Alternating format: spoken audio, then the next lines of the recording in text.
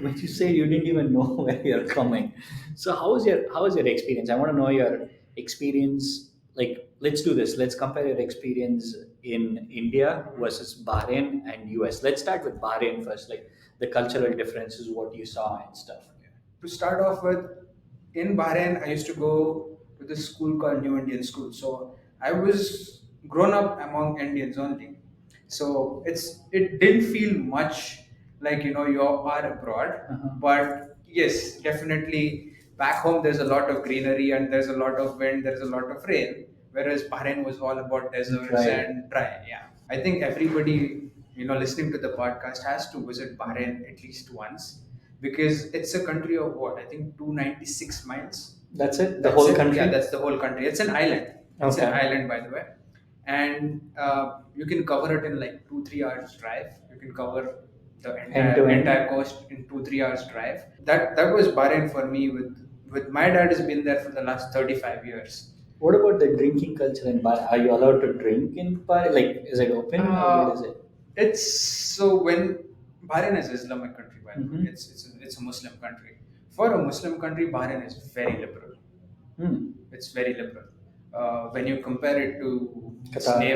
its neighbors, yeah. When you compare it to Qatar, Saudi, I think UAE is fairly open to it, or Oman. It's very liberal. But the punishment too, if you do something, the punishment is Harsh. brutal too. But I think Bahrain learned business pretty early. That's what I feel. So drinking culture is not as prominent as it is in the US. Like whatever you do, you need a drink. No, it's Yeah. not that. It's not that prominent. But you have places. There's this place called Jufair, and it's called Las Vegas of the Gulf. Oh, nice. Yeah, I think it's called the Las Vegas of the Gulf, where you have all the nightclubs and you have.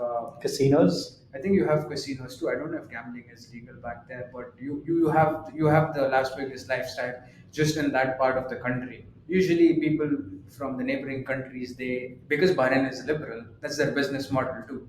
They come and party and then they go They back go to and fair then party. yeah they go to Jufair and they party and then they go back too. And I think the other thing is Bahrain is known for its oil. Mhm. But whenever you talk about the Middle East, people talk about oil money, gas money, and stuff like that.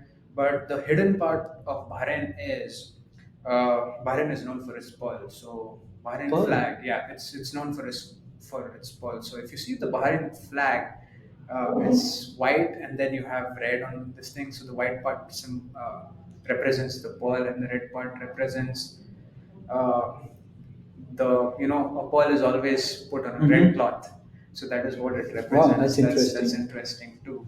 So Fun yeah, fact. and Bahrain is known for its burial grounds, burial mounds. So it was believed that a lot of old people used to come to Bahrain to live the last few days of their life in the country because it was a beautiful place and it was a place where they wanted to die. So it's known Really? for its burial mounds too. That's Yeah, interesting. this is a little about Bahrain.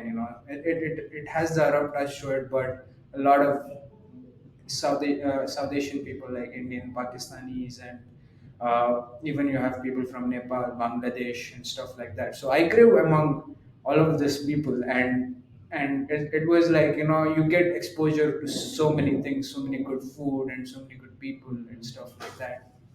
Yeah, so it was fun.